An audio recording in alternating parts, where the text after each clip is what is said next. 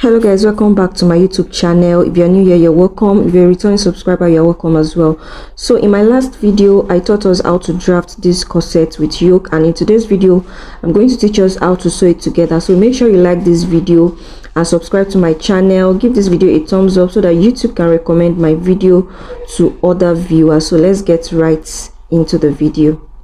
So right here is my fabric and lining, and I've gone ahead to iron my stay on both the fabric and lining. Okay, so I used bridal satin as my lining. You can use any lining of your choice. So here is the front. So I'm going to be sewing the front first. Okay, I'm going to sew the center front and the side front together. I'm also going to take the other side of it and sew it together. After sewing together, make sure you iron it flat. So here is my cup. Okay, make sure you notch where you have the bust points on both cups, match it together and go ahead and sew. Okay, I'm sewing the second cup right now. So after sewing, your cup should look like this. If you have any excess, you can trim it away. So here is my back pieces. I'm sewing the two back pieces together. You do everything I'm doing right now, you're going to do the same thing to the lining as well. So I'm sewing my bias on the center here. Okay, so after sewing this one, you're going to sew it straight down. Make sure you notch both the upper part and the lower part so that you sew it correctly. I'm going to sew the other side as well. I'm also sewing the bias on this side. You can do any shape of your choice. Okay, so the next one, I'll make it close the dart I have here. Okay, another thing you can do is when you're cutting your fabric, you can close where you have the dart so that you don't have to join the darts together. So here is the back, and I'm sewing the casing for the back as well. Make sure you iron flat all the places you have the sewing allowance.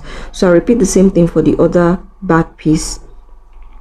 So here is my yoke. So when I was cutting this yoke, I did not add half an inch to the lower part of the yoke, and the reason is because this yoke is stretchy. Okay, so if you add extra half an inch to it, it might make your yoke longer.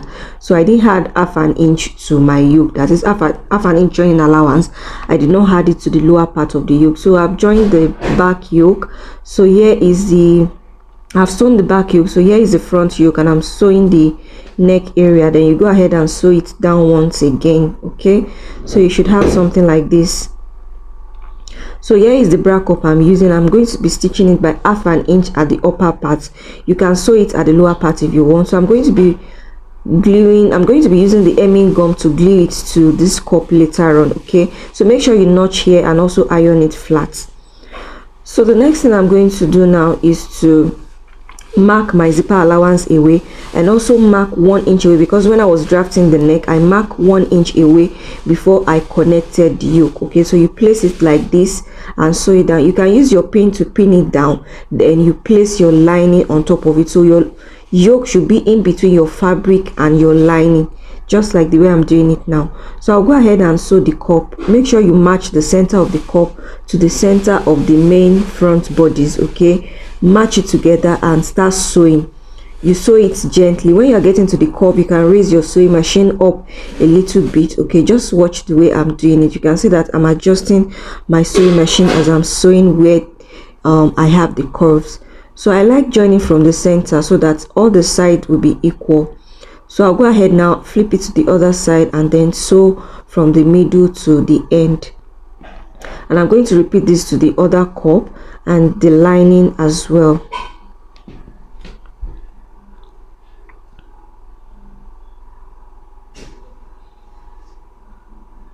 So make sure you notch where you have all of the curves. Okay, notch it out, both cups and the lining. So here is my cup after stitching it together. You can see that my corset is taking shape already, and this is the lining. So here I'm going to place the middle point of my yoke to the middle point of the main front bodies.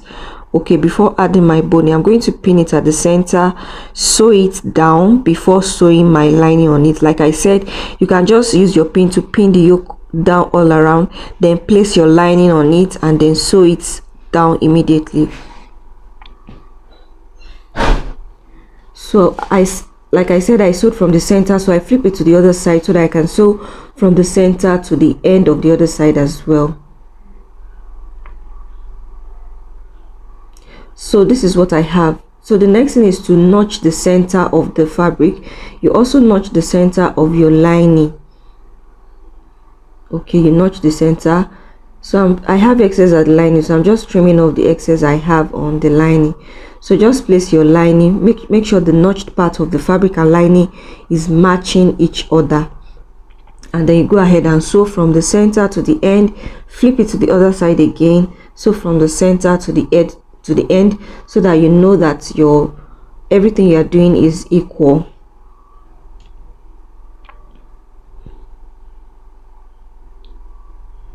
So after sewing, make sure you top stitch the neck area. You can as well sew your hemming gum as you're sewing the neck, so that once you iron, it stick down. So here is my cup. Okay, here is my front bodies. So here is the back bodies. I'm also going to place the lining on top of the yoke. Okay, the yoke should be in between the fabric and the lining. You also go ahead and top stitch. So this is another way to top stitch. If you don't want to top stitch from the wrong side, you can top stitch on the right side. So here is what I have. So what I'm going to do now is to close up the side. Now before closing up the side, I'm going to be adding my pony. So at this point, my pony is going to be half an inch shorter than the main length. Okay, since I already stitched the upper part, so it's going to be half an inch shorter than the actual length. So I will take this to my ironing table now, place my hemming gum inside of it, and then use my iron to press it down. Just make sure that the cup is sitting at the center. Just place it the way it is meant to be. You can use your pin to pin it down first before putting your hemming gum on it. Okay, and make sure you use your bust arm to iron this. So here is the back. I've also added boning to the back. I'm just cutting off the excess lining I have. So you are going to stitch the bottom first. So after stitching the bottom, you stitch where I have the zipper allowance, and then you also go ahead and stitch the side. Now on the side, I left few inches on the side so that I will be able to turn this out. Later on, I'm still going to recut the back armhole. So right here, I'm turning it to the right side. You're still going to iron this later so that the bone can straighten up.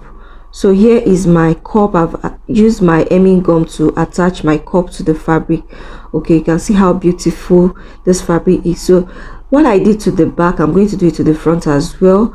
I'm going to sew the lining and the fabric together. You stitch it from the lower part first, then I will go ahead and stitch it on the side. So after sewing at the bottom, I'm going to sew at the side, on both sides as well. So here is me sewing the side. Okay, so this is what I have after sewing the front. Okay, so you can see how beautiful it is. So I'm going to join the front and back shoulder together at the shoulder, so you can attach any sleeve of your choice. Okay, just attach any sleeve of your choice. So the next thing is to sew it at the side, and I'll show you the final look. So here is the final look of my top. Thank you for watching this video to the end, and I hope you enjoyed this tutorial. If you do, please like this video, subscribe to my channel. I'll see you in my next tutorial. Bye.